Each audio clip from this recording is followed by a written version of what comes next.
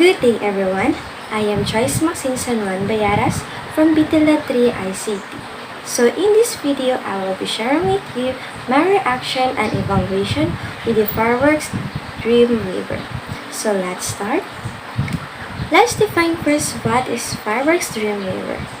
Adobe Dreamweaver and fireworks recognize and share many of the same file edits, including changing to links, image maps, and table slices.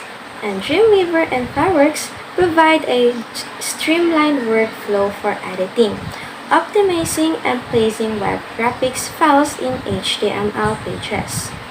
So what is the purpose of Adobe Fireworks?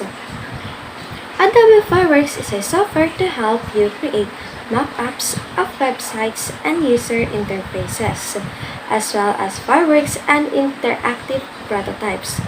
You can use vector and bitmap editing tools to stimulate interactivity and export your mock-up in PDF format.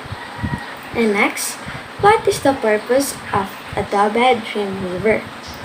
Adobe Dreamweaver is a website creation program that allows you to build and publish web pages almost anywhere, which software that supports HTML, CSS, JavaScript, and many more.